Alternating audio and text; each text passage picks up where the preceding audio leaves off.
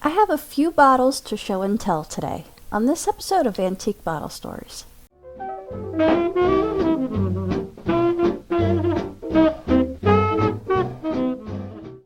The first bottle we'll talk about today is this Tincture iodine bottle. With the stopper, it stands about 5.5 inches tall. Obviously, this one's been sitting on a shelf its whole life, otherwise it wouldn't be in this good of condition. The label would have been gone, the stopper would have been gone, if it had been thrown in a dump 100 years ago. Since this has been closed with the stopper for over 100 years, you can still smell the product that was in there. It's just this old, musty, medicine-y smell right now. I'm not sure how close to the original product it smells like at this point. So how are iodine and tincture iodine different? Iodine is an antiseptic and disinfectant used to treat superficial abrasions, burns, and cuts. Tincture of iodine is iodine dissolved in alcohol. This makes it easier to apply, and it dilutes the iodine to the point where it cannot cause chemical burns. This bottle was blown in a mold, and this is called a flared finish. The bottom says patented April 2nd, 1889, which doesn't necessarily mean that's when it's made, just when it was patented. It says WT Co., which is Whitall, Tatum and Company. They used this stamp between 1901 and 1938, and blown bottles don't date past 1920. So I'd say this bottle dates somewhere between 1901 and into the 1910s. It's not too often that you have the original stopper that came with the bottle. It's pretty cool. Glass stoppers are made up of 3 parts. The shank, which is the part that inserts into the bore or the neck of the bottle. The finial, which is the portion above the shank that you grasp to remove the stopper from the bottle. And then there's the neck, which is the transition point between the shank and the finial. Most glass stoppers were molded to a shape, and then the shank was ground to a more precise shape. If an airtight seal was desired, then the shank of the stopper had to be ground down to precisely fit the bore or the opening of the bottle. The opening was also ground to accept the stopper. Since the stopper was ground to fit the specific bottle, each stopper is relatively unique to that bottle.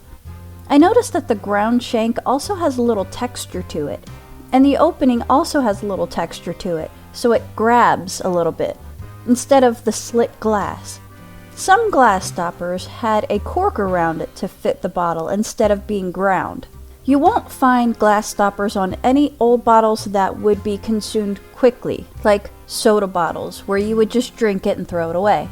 Bottles with ground glass stoppers were 2 to 3 times more expensive than one without. So that's why you see it on things like pharmaceutical bottles or perfume bottles, things like that were consumed much slower. So let's look at this other little, much tinier bottle with a glass stopper. From what I can make of the label, it says Dr. Benzor, and under that name is the name of the contents, benzoin glycerin phenol. Glycerin phenol is an oral anesthetic. It works by numbing the painful areas. This is over 100 years old, still has remnants of the contents, and it smells very strongly of ambisol. So I guess some things never change. I guess this Dr. Benzor was a dentist. I can't find anything for this person though. I have no location or what the first name is, so... Other than that, this little bottle doesn't give any more clues to who it belonged to. It's a blown bottle as well, so it doesn't date past 1920 either. Moving on to this other dentist bottle. Maybe even from the same office, who knows? This one has a plastic screw cap, but also smells like ambisol. It has some remnant inside as well. It says Fletchers Resin. On the side of it, it says it's powdered resin phenol, so I guess that phenol is what gives it that ambisol smell. This is made by Buffalo Dental Manufacturing Company in Buffalo, New York, and they seem to still be in business. Here's an ad from 1889. It's talking about how you would use this when you needed to fill a cavity in a tooth, but this part makes me cringe. In most, if not all cases of exposed nerve, a few applications will so entirely destroy the sensitiveness that the tooth may be safely filled without capping. And here's another one from Texas Dental Journal, January 1906. It says, Dr. White loudly praises Fletchers carbolized resin.